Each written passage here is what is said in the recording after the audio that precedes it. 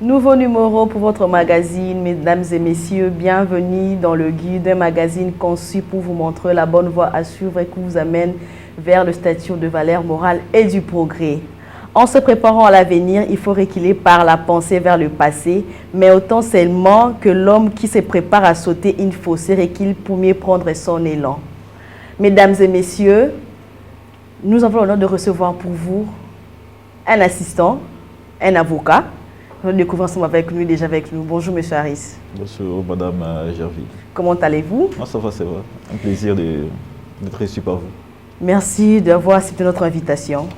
Je pense que ce ne serait pas la dernière. On est ensemble. Ok. Pouvez-vous nous dire qui est Monsieur Harris?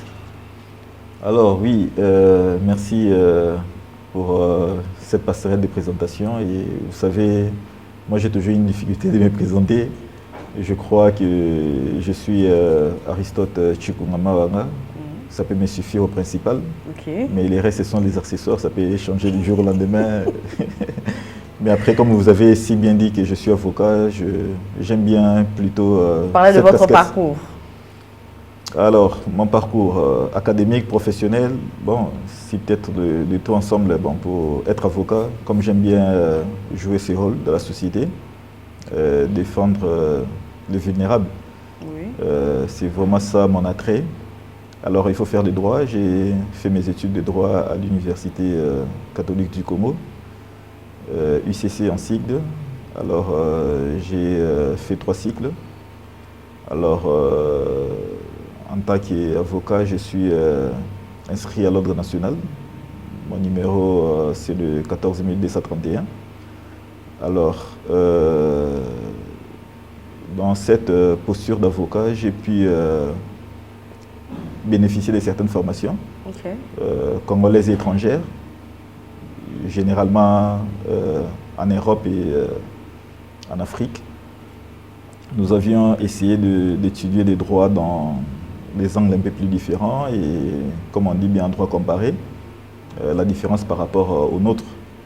Et nous avions acquis une certaine expérience qui nous permet de bien nous mettre dans ces domaines. Quelles sont les grandes motivations qui vous a poussé à embrasser le droit?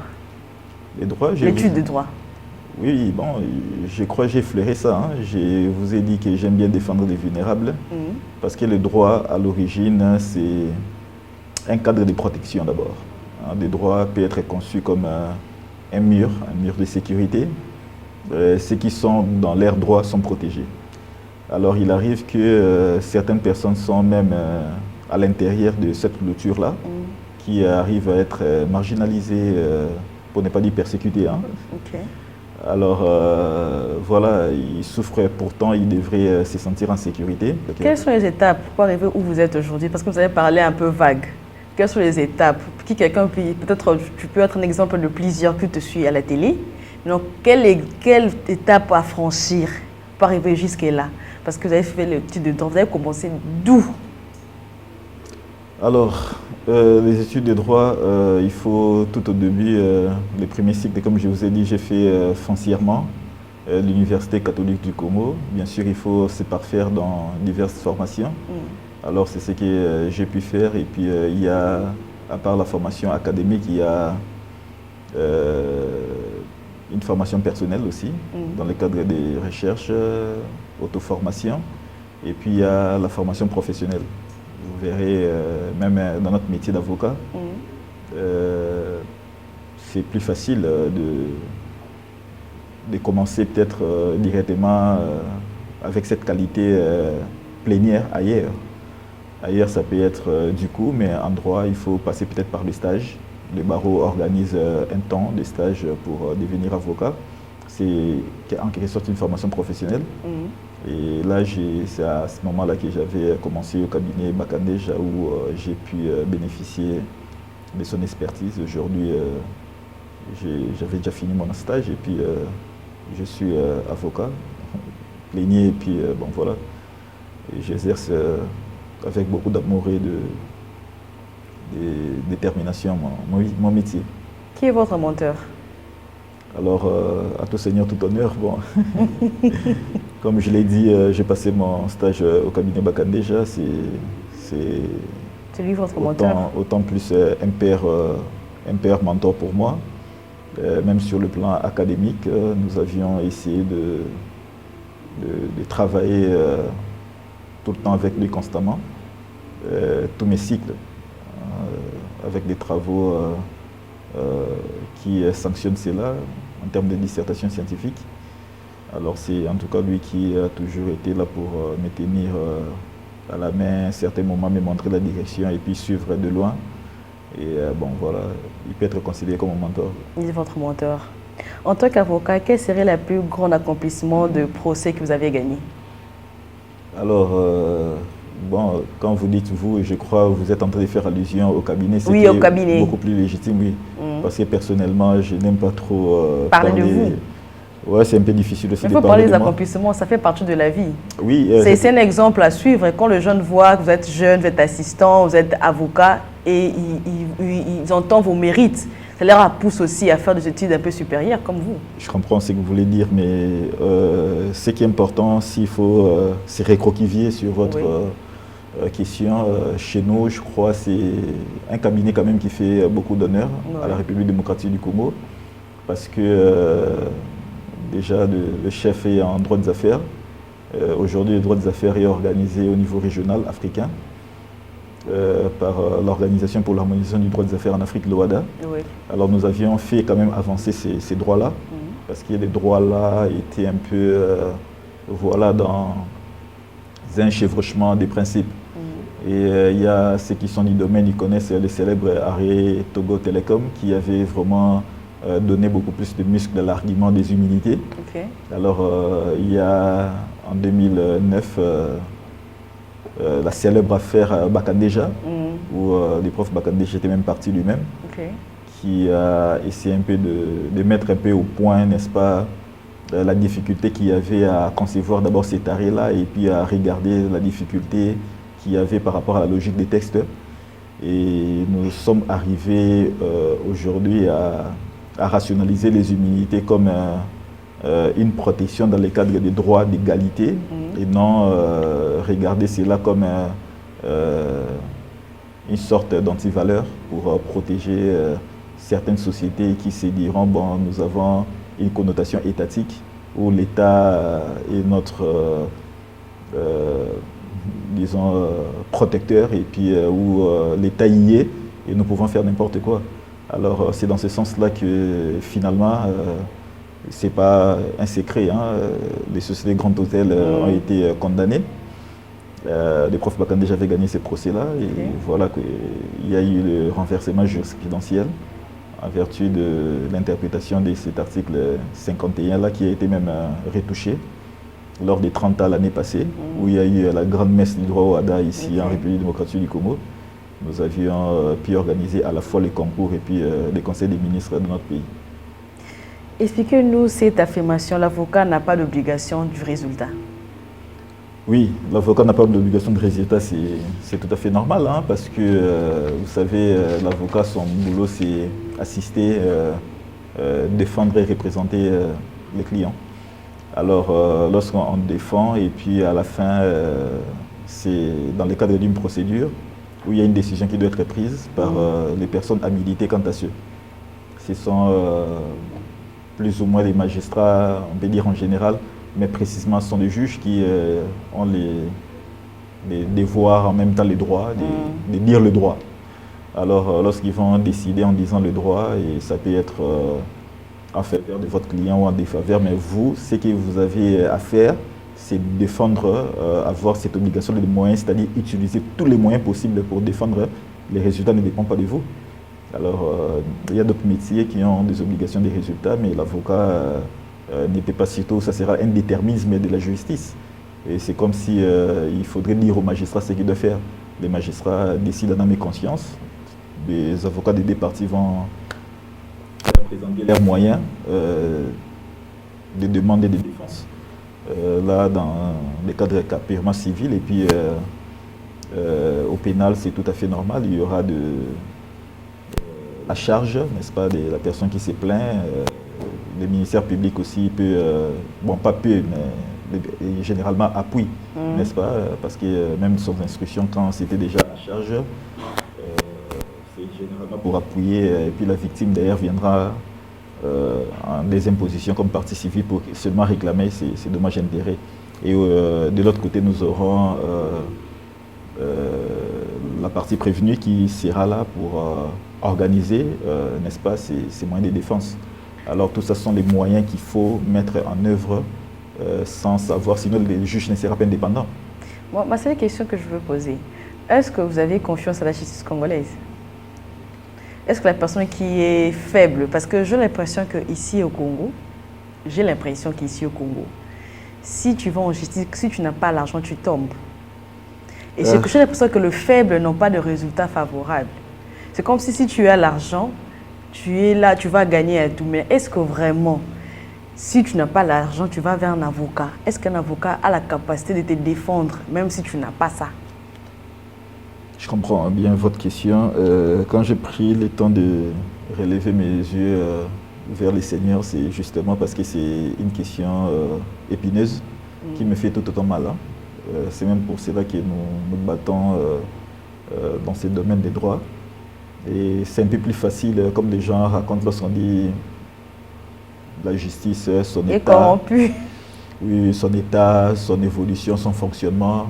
Il y a 2 ou 3 personnes que j'ai suivies dernièrement. Ah, d'ailleurs, le chef d'État lui-même avait dit que la justice est malade. On décrit tout le temps la corruption, on décrit tout le temps les antivaleurs.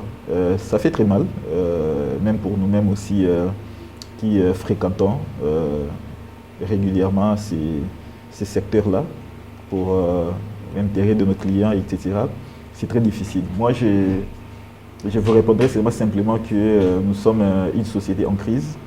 Et puis la justice qui élève toute société, c'est voie titiller en premier. Parce que lorsque la société n'est pas élevée, donc il y a vraiment un problème de justice. Mais quel problème, quelle difficulté que vous rencontrez en tant qu'avocat dans votre métier, dans le procès, avec le juge, avec les magistrats? Comment ça se passe?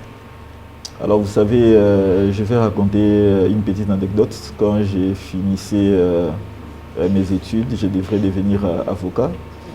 Alors j'ai rencontré un aîné qui nous a dit, bon, nous aurions appris, lorsque nous commencions, j'aimerais partager avec vous, quand vous attendez un greffier, dire que maître, on a prononcé, et vous vous rendez compte que vous n'avez pas vu les magistrats, et du coup c'est à votre défaveur. Là, c'était peut-être pour rigoler. Et après, ce qui signifie qu'il arrive parfois que le dossier soit là, même si vous avez raison, mais après, il faudrait peut-être bousculer pour avoir les résultats, mais après, les gens se plaignent parfois, même si ils ont raison, mais après, il y a une autre partie qui aurait peut-être beaucoup plus de moyens, et puis peut-être influencer la justice. Ce sont les choses qui sont décriées ça et là. Ça fait très mal, c'est quand même important de relever quand même certaines antivaleurs qu'il y a dans notre appareil judiciaire, sans ignorer qu'il y a quand même des magistrats modèles qui font correctement leur travail. Mais après, la généralisation des choses est telle que il faut vraiment beaucoup travailler sur les valeurs, et tout tourne aussi en partie sur les faibles moyens, n'est-ce pas, impartis au pouvoir judiciaire. Vous savez, ce sont des gens qui parfois sont dépourvus des moyens qui leur permettent d'être dans de bonnes conditions de travail. Un magistrat qui est affecté à un poste, s'il y a 5 bureaux à plusieurs, et puis il va trouver une table cassée, une chaise à peine où il peut s'asseoir confortablement. Il sera obligé de payer peut-être par ses propres moyens. J'avais appris par l'entremise des magistrats, c'est difficile. Je suis aussi avocat, les magistrats sont mes avocats. Je peux aussi défendre leur cause. Alors ce sont des gens qui ont toujours été avec nous. Après, ça peut être des difficultés sociales qui occasionnent parfois c'était là à lâcher, par exemple, se dire, ben, je ne vais pas voir mes difficultés. Mais après, quand quelqu'un me propose, mais bon, que voulez-vous? Vous venez de finir votre doctorat. Le DEA, des diplômes d'études approfondies. Oui. Votre thèse a été comportée sur quoi et quelle source d'inspiration? Alors, c'est à ce niveau-là, il y a le projet de thèse parce qu'il y a une dissertation de DEA qui va ouvrir la dernière perspective vers la thèse. Alors, j'ai traité de la question des défis, n'est-ce pas, de la régularité des activités économiques dématérialisées, c'est-à-dire qui se passent en ligne, des affaires qui se concluent en ligne, qui s'exécutent en ligne, et se règlent de manière générale par moyen électronique. Et bien sûr, les actes matériels aussi suivent pour des transactions et puis régler nécessairement le marché à la fin. Alors, il y a quand même eu quelques difficultés que j'ai pu retrouver avec ces sujets-là, parce que lorsque les choses se font en ligne, il y a une certaine ouverture au monde. Il n'y a plus pratiquement de frontières. C'est-à-dire vous êtes au Congo, vous achetez quelque chose en France, et puis on ne sait pas quel est le droit qui va s'appliquer. C'est pour cela, dans la perspective de ma thèse, je suis en train de réfléchir sur la coopération internationale dans le cadre de la répression de la cybercriminalité, parce que dans le cadre du commerce électronique, il y a des infractions qui se commettent. Donc tout ce qui s'est fait en ligne, quand il y a des infractions, on appelle ça cybercriminalité. Alors comme c'est planétaire, il n'y a pas de frontières, c'est en ligne. Alors il faut envisager un cadre de convergence entre les États, créer des mécanismes pour faire en sorte qu'un délinquant qui se retrouverait dans un coin du monde qu'on ait des moyens de l'inquiéter, même si la victime est dans l'autre bout du monde, pour qu'on se dise pas que non, bon, il a commis une infraction, mais il est ailleurs, on ne sait pas le poursuivre. Donc, ce sont des mécanismes comme ça qu'on appelle généralement en droit mécanismes de coopération. Et ça sera aussi bien juridique et judiciaire. Et je suis en train de discuter de la rationalisation d'un droit, des moyens propres à cela pour rassurer les parties prenantes à cette activité économique de commerce électronique. Bon, ma question, c'est le métier d'avocat n'a pas de limites. Est-ce qu'une personne, peut-être qui vit au Congo, et peut-être il vit, peut-être il a changé de vie, de pays, il est peut-être allé vivre à l'étranger, est-ce qu'il peut utiliser le même avocat? Si peut-être il a un procès là-bas, il peut utiliser le même avocat, peut-être vous prendre, aller le défendre là-bas, ou bien il doit changer d'avocat? Bien sûr, non, mais l'avocat, c'est vrai, en droit congolais, il y a un peu quelque chose qui cloche mal où on parle des ressorts de l'avocat. C'est un peu différent dans d'autres pays. Hein. Par exemple, on a des amis dans le cadre de ce que j'ai fait avec les mondes extérieurs, plus dans le droit OHADA, avec des Africains. On vous dit par exemple les barreaux du Togo, par exemple. Alors nous, on met des provinces et puis ça crée un peu beaucoup de désordre. Chacun va voir quelque chose à gérer. C'est très difficile. Bien sûr, il y a aussi des pays développés comme la France. On va vous parler des barreaux de Paris et puis c'est bien beau. Mais à la fin, votre avocat, il est compétent. Parce qu'il est compétent en tant qu'avocat d'abord et puis il peut aller partout. Mais c'est ma question de procédure. Il y a quelques mécanismes de convention entre pays qui permettent à ce que les avocats puissent faire ces navettes-là sans problème. Et il faut aussi relever que pour les droits des affaires, parce que là c'est vraiment ce que j'aime et ce que je fais généralement, c'est vrai, j'ai souci aussi des vulnérables, je suis dans les droits humains, mais en droit des affaires, les problèmes ne pourraient pas se poser, on peut peut-être outrepasser cette possibilité-là de convention, on peut carrément se rendre compte que nous avons un cadre africain où on a une juridiction commune. Lorsque vous avez une affaire qui commence chez vous et puis au sommet, nous avons une cour commune de justice et d'arbitrage qui se trouve à Abidjan. Et puis c'est justement les degrés de juridiction.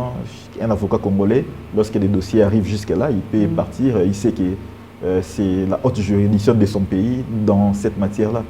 Vous n'aurez pas besoin de beaucoup de formalités, quoi. En parlant de OHADA, vous venez de participer dans une formation. Comment pouvez-vous nous expliquer au petit peuple qui vous regarde dans ces termes simples, c'est quoi le droit de OHADA? Vous savez, nous, on nous a toujours qualifiés des chantres des droits OHADA. On fait tout le temps l'apologie des droits OHADA. Parce que lorsque le droit au WADA semblait commencer un moment, on disait c'est l'affaire des Bakandéja et ses amis, les Français. Après c'est notre maître et nous avions essayé de suivre les pas. C'est un droit qui garantit beaucoup plus une souplesse dans la gestion juridique et judiciaire des dossiers d'affaires et des fonctionnements du monde des affaires. La souplesse parce qu'il y a eu des règles à l'époque qui étaient assez vétustes, c'est-à-dire c'était des règles archaïques qui avaient rencontré quelques limites. Et on avait pensé à rénover des choses. C'est pour ça qu'on dit même que c'est un droit moderne qui garantit, n'est-ce pas, la sécurité, beaucoup plus de sécurité. Parce que la volonté du droit au WADA dans le domaine des affaires, c'est beaucoup plus pour créer des règles un peu beaucoup plus précises, simples. Vous verrez que même les formules de principe sont assez beaucoup plus limpides. Et c'est vrai, les règles sont toujours interprétées par des techniciens, mais la particularité, c'est ça. Alors, au fond, ce sont des États qui sont organisés, quelques États africains, la zone franc. Quand on dit zone franc, c'est pas zone franche, hein. Zone franc par rapport au franc CFA. Okay. Alors, la zone franc, quelques États qui étaient organisés. Alors, ils ont été organisés dans le sens de créer un espace juridique, comme on dit l'intégration. Donc, c'est une intégration juridique commune à ces États-là pour avoir des règles, on ne va pas dire universelles, mais des règles identiques dans ces domaines économiques. Alors, ils ont ratifié un traité qu'on appelle les traités de l'OADA. Alors, c'est ces traités-là qui ouvrent quelques perspectives pour les actes uniformes, hein, c'est-à-dire que ce sont des lois qui vont s'appliquer dans tous les États membres de l'espace OADA dans des matières précises. Nous avons des sûretés comme des garanties, c'est-à-dire quand vous deviez protéger un droit en tant que créancier pour un débitaire qui serait peut-être plus tard de mauvaise foi. On les appelle des sûretés, ce sont des garanties. Il y a des matières qui régissent ça. Il y a l'acte uniforme relatif au droit commercial, c'est-à-dire lorsque vous êtes commerçant, votre statut, comment ça peut se définir cette qualité-là en droit des affaires dans cet espace-là. Et quels sont les actes de commerce, par exemple. Et donc, tout est détaillé dans cet acte uniforme-là, comment on peut entendre une activité commerciale. Certains auxiliaires, ce sont des gens qui aident aussi les commerçants. Nous avons les courtiers, nous avons les commissionnaires, nous avons voilà quoi. Beaucoup de choses, même sur le plan des commerçants en tant que personnes morales, c'est-à-dire les entreprises qui font les commerces comme les personnes physiques, mais ils sont dématérialisés. Une société, par exemple, on ne sait pas toucher une société. Hein, ce sont des gens, des personnes en fait juridiques qui sont animées par des personnes physiques, on les appelle des sociétés. Les droits uniformes est là, et puis ça prend aussi une idée de regroupement qu'on appelle les groupements d'intérêt économique pour contribuer à la faveur de ces opérateurs économiques qui se mettent ensemble. Après, je vous ai parlé des immunités d'exécution, il y a un acte uniforme sur les voies d'exécution à part, il y a tellement d'actes uniformes, une dizaine. Et aussi, le droit au WADA avait aussi à cœur cette facilité accordée aux opérateurs économiques lorsqu'il y a des différends, de régler ça à l'amiable au lieu d'aller tout le temps devant les juges. On appelle ça les modes alternatifs des règlements de conflit.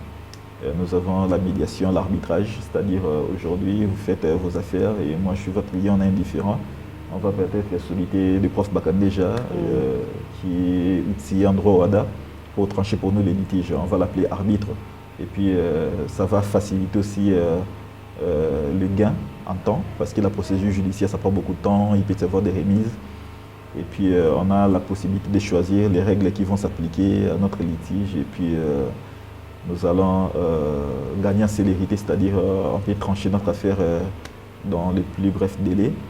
En plus, des magistrats qui sont recrutés dans le domaine judiciaire, parce que c'est vraiment là où ils sont affectés, c'est leur domaine.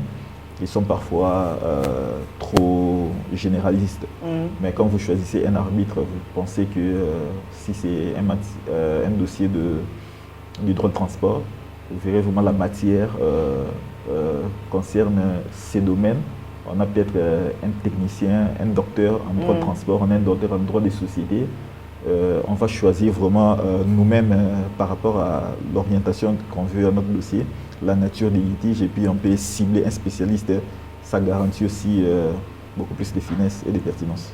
Ok, parlez-nous, on a parlé de votre profession en tant qu'avocat. Vous êtes aussi assistant.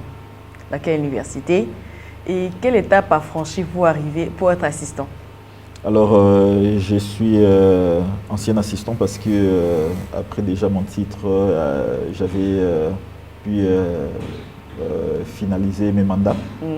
J'ai fait le premier mandat, deuxième mandat, troisième mandat avec brio et certaines félicitations de l'autorité universitaire. Alors, de cela, je pense que c'est aussi une casquette que j'ai beaucoup aimée parce que ça m'a permis d'être beaucoup plus dans la théorie, en contact avec les étudiants, la recherche au quotidien. Et puis aider les autres, c'est ça, parce qu'ils viennent parfois avec certaines difficultés. Quand ils finissent, ces deux personnes différentes, et même organisent des moments pour vous dire par exemple merci, en se rendant compte de ce qu'ils étaient dans les néants et puis ce qu'ils sont devenus. En tout cas, c'est très bien, mais les étapes à franchir, comme vous voulez, c'est justement... comment je peux vous dire, parce que les étapes c'est carrément normal, c'est plutôt répondre à la question comment faire pour peut-être gagner cette posture-là, parce que ça relève d'une nomination. Il suffit de finir en droit, il faut avoir une mention conséquente, mais après il y aura beaucoup de gens qui auront peut-être cette mention-là, qui vont se distinguer.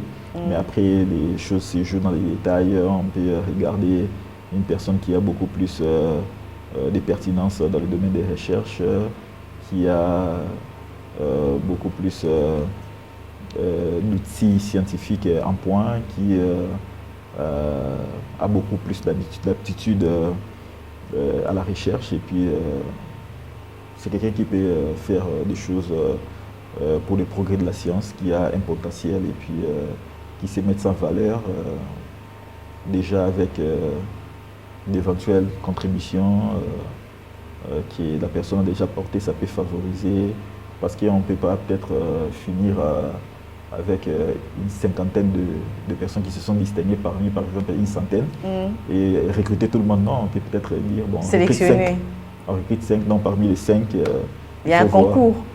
Non, généralement, il n'y a pas de concours, c'est juste des délibérations qui passent par des méthodes assez conventionnelles. Bon, après, en tant qu'humain, il y a toujours beaucoup de choses qui interviennent dans les cas d'appréciation.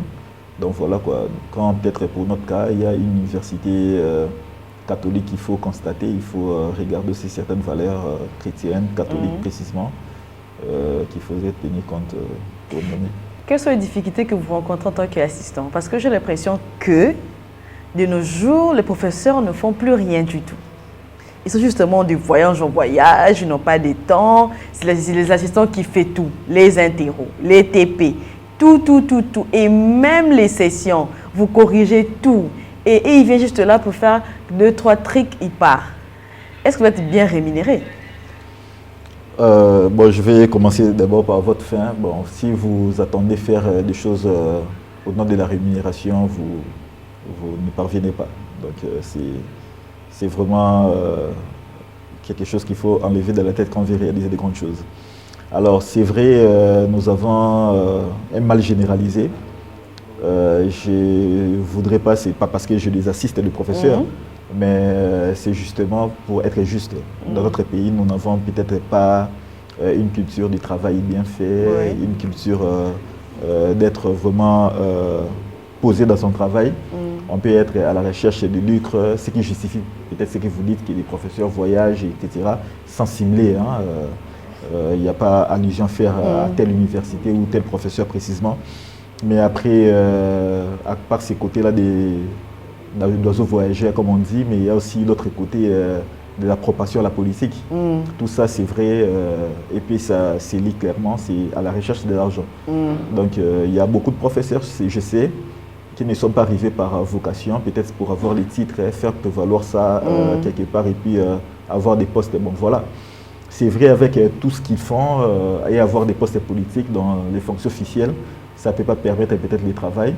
Mais moi, j'ai quand même eu la chance de ne pas expérimenter ce genre de choses. J'ai été proche des personnes qui sont quand même enclins à...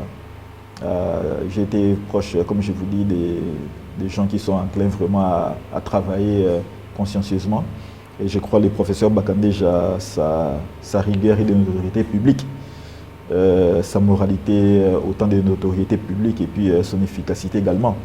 Alors c'est une personne qui m'a fait quand même croire qu'il y a des personnes qui se distinguent. Parce que même dans la conduite des travaux des étudiants, il y a la part de l'assistant pour suivre peut-être l'évolution de la rédaction, mais pour qu'un projet puisse réaliser. Voilà, même être validé pour commencer ces cours de réalisation-là. Il suit des prêts, il veille surtout et il valide même le projet. Et c'est après l'assistant peut-être peut continuer. Il a des plans de venir lui-même enseigner. Il laisse la chair pour certains travaux pratiques. Je sais, il peut me confier quelques tâches assez pratiques avec des orientations précises. Je peux les faire, mais c'est aussi des cultures institutionnelles. À l'UCC, c'est là a beaucoup plus des connotations que je peux dire officielles. Mais ailleurs, ce qui est officiel, c'est justement peut-être les assistants qui sont des petites vedettes, quoi. Alors les professeurs peuvent être là pour introduire les cours et puis revenir à la fin conclure. Et puis les restes, c'est l'assistant qui enseigne parce que l'assistant, c'est lui-même chercheur pour vous asseoir dans une spécialité pour laquelle on va vous donner une matière à enseigner. Mais pendant que vous êtes en train de vous chercher, on veut vous demander de poser ces heures de spécialité-là. C'est comme vouloir le beurre et l'argent du beurre à la fois. Donc c'est pas juste. C'est vrai, on peut avoir certaines aptitudes. Moi, il y a un professeur qui m'a déjà dit, en m'écoutant maintes fois, me dit, mais après, Aristote peut donner tous les cours de droit. Quand je vois il est au pénal, il peut nager dans différentes matières si facilement, mais après, je lui ai dit, mais ça ne suffit pas pour... voilà, il faut être précis dans un domaine et aussi avoir le titre. Donc, on travaille pour cela. À la fin et puis ça va venir carrément, mais il ne faut pas se dire au nom des potentiels, je peux me permettre X, Y chose. À part ce que vous êtes déjà, que désiriez-vous devenir pour la suite? Vous savez, nous devenons toujours ce que Dieu a prévu pour nous. Hein. Après, l'on propose et dispose. Bon, bien au-delà de ça, mais il faut voir aussi la dimension du destin. Et il y a quelqu'un qui me disait, vous savez, votre chef de l'État, quand il n'était pas encore au pouvoir, il gérait, il s'est battu pour être Premier ministre, mais après, Dieu a surpris, il a eu plus que ça, quoi. C'est ça. Et puis après, j'ai entendu l'histoire de l'ancien président du Sénat, Léon Kengo-Adondo, qui disait, en tout cas, lui, il ne pourra pas vraiment finir sa vie sans diriger ce pays. Après, bon, il a occupé de grandes fonctions, il a été Premier ministre, il a été procureur général de la République, président du Sénat, mais après, bon voilà, à son âge, il ne peut plus rien faire. Il ne peut plus, peut-être, ça c'est un peu trop dire, mais après, je le vois mal un jour, je ne vois pas par quel mécanisme il serait président de la République un jour. Il n'est pas encore mort, on ne peut pas mettre un point comme ça, on dit jamais, jamais, mais après, voilà. Et moi, ce qui est important, qu'est-ce que je dois devenir, j'ai toujours dit, je dois être utile à ma société. Sur le plan, j'aime bien la science. Sur le plan scientifique, je suis en train de me forger pour finir mes études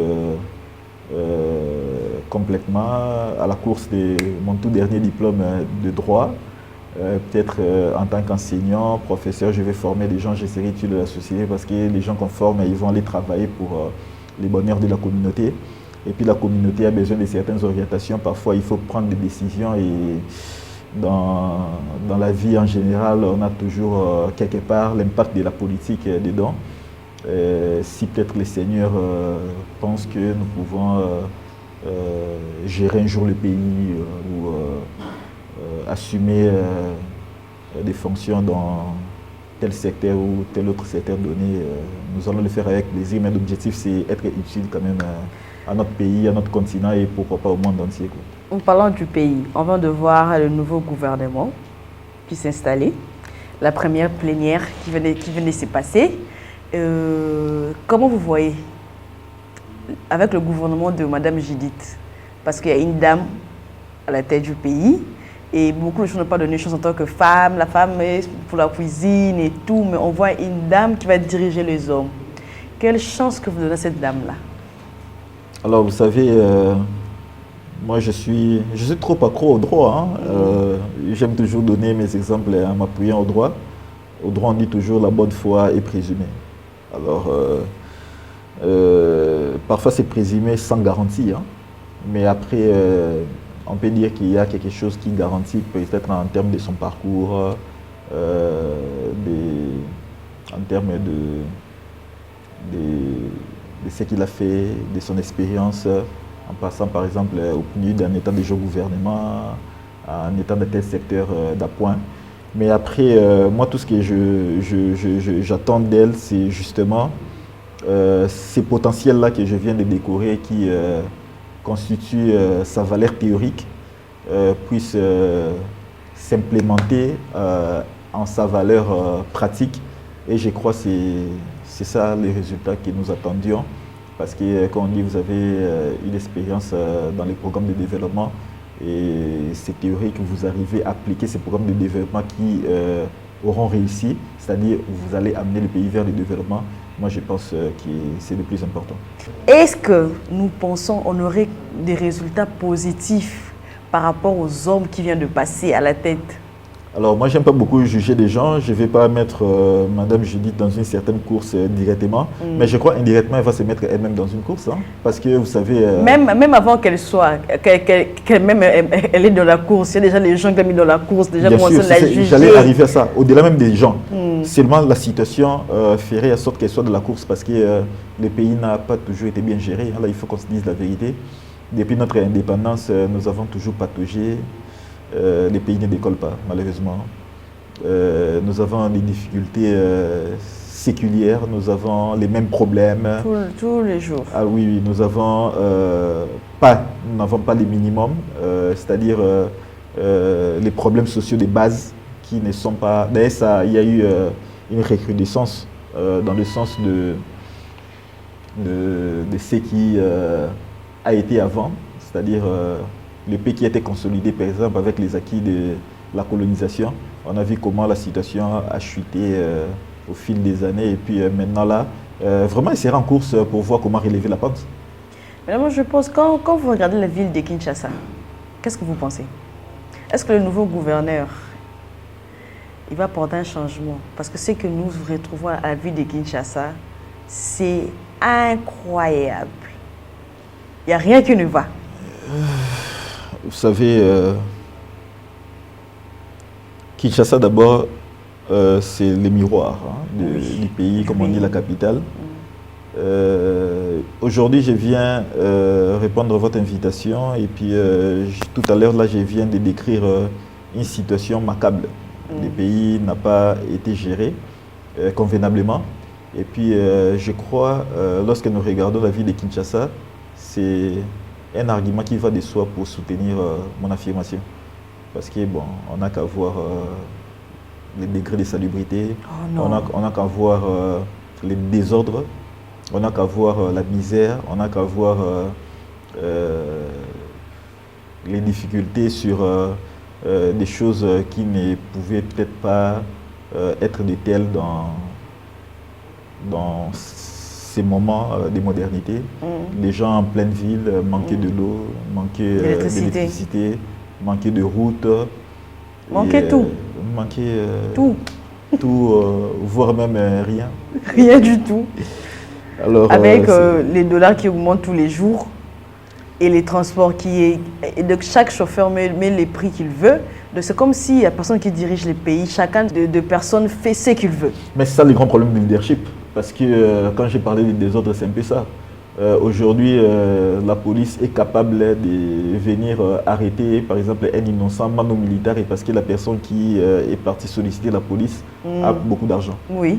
Alors, et une personne qui fait des désordres au vu de tout le monde, qui perturbe l'ordre social, la police est incapable d'agir. Mais pourtant, pour l'ordre ou peut-être la quiétude d'une seule personne, la police agit parce qu'on a mis le moyen. Vous voyez qu'il y a un peu une inversion de valeur, la hiérarchie de valeur n'est pas respectée.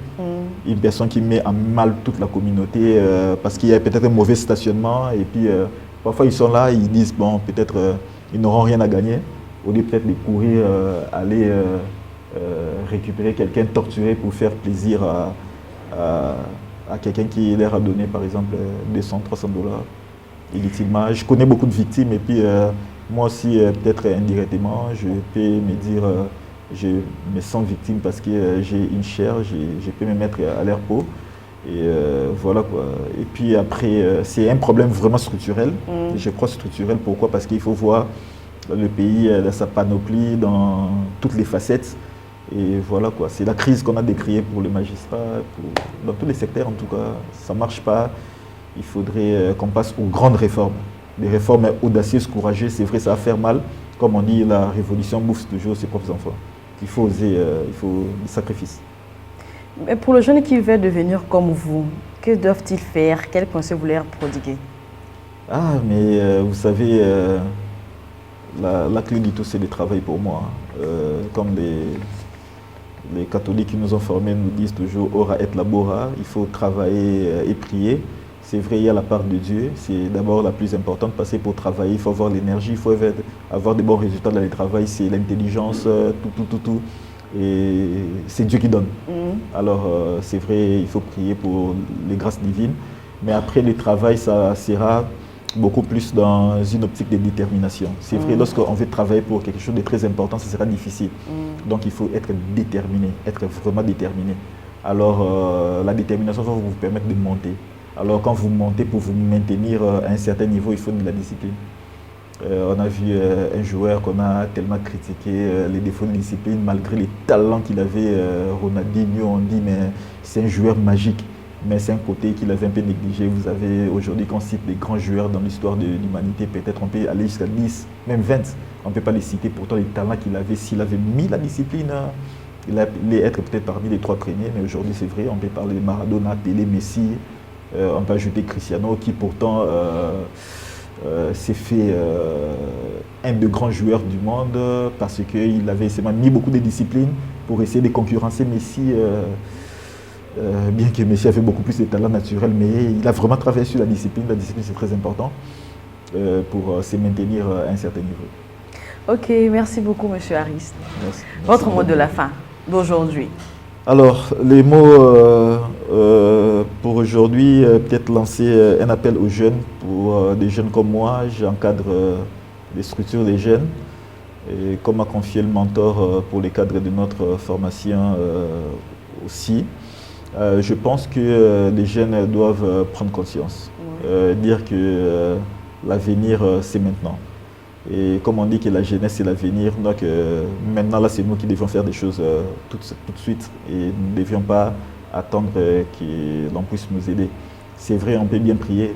Aujourd'hui par exemple, on parle de problèmes d'emploi. C'est vrai, c'est un problème important, mais pourquoi les gens ne peuvent pas prier pour l'emploi? L'emploi c'est une question de politique économique. Donc il faut que nous puissions amener les gens qui nous dirigent à faire des choses. Même de nous-mêmes aussi, on peut investir. Mais aujourd'hui, quand les jeunes ont un peu plus de moyens, ils réunissent 10 000 dollars, 15 000 dollars, même 20 000 dollars. L'objectif peut-être, c'est se marier. Je n'ai pas dit que se marier, c'est mauvais. Mais on peut se réunir à 5, on fait 100 000 dollars, on monte une grande entreprise, on peut se dire non, on va se marier dans 4-5 ans. Et puis les gens n'aiment pas te répondre. Aujourd'hui, lorsqu'on a un peu d'argent, c'est le matu vu, on va acheter une belle Jeep, on va acheter des beaux habits. Voilà, des beaux habits, peut-être rouler avec des plus belles femmes de la ville. Mais après, on n'est rien. Les expatriés viennent, parfois ils sont modestes, mais ils multiplient l'argent et puis ils font accroître leurs activités économiques ici, nous on regarde comme si nous étions des moribonds. Ils viennent se faire, le FAF comme on dit, ils viennent se faire l'argent dans notre pays. Et nous avons plutôt beaucoup plus d'avantages d'être autochtones, de connaître les terrains, voilà. Et ils apprennent les terrains, ils viennent apprendre des milieux. Et puis après, ils excellent et puis leur affaire se fructifie davantage. Et nous devons quand même prendre conscience de faire quelque chose. C'est vrai, j'ai dit, les gouvernements, il y a des questions de politique publique, économique et sociale qui doivent être managées vraiment avec l'appui des jeunes pour ne pas dire que les jeunes doivent bousculer ces gens-là parce que c'est nous qui les mettons là-bas. Et il faudrait vraiment les bousculer. Et nous-mêmes aussi, on a quand même une part de responsabilité de s'organiser un tout petit peu, d'éviter un peu la mort du luxe inutile. La léthargie dans des choses beaucoup plus sérieuses et puis éviter les fainéantismes. Les gens sont trop fainéants, ils veulent les résultats faciles et puis c'est pas bon. Il faut vraiment bosser, avoir des sacrifices. Les gens ont généralement peur des sacrifices, or des grandes réalisations passent par les sacrifices. Merci beaucoup, M. Aristote. Merci, Madame Michel. Je pense que ce n'est pas la fin. Merci d'avoir répondu à notre invitation. C'était vrai, ça vaut la peine de venir ici parce que ça fait un moment que je vous attendais et Dieu a permis que ça puisse se passer aujourd'hui. C'est déjà la fin de notre magazine. J'en veux remercier les téléspectateurs parce qu'ils ont suivi cette émission avec attention. Et je remercie mon équipe technique qui m'a accompagnée. Et je les remercie pour leur patience et leur amour. Merci beaucoup. On se retrouve prochainement. Au revoir.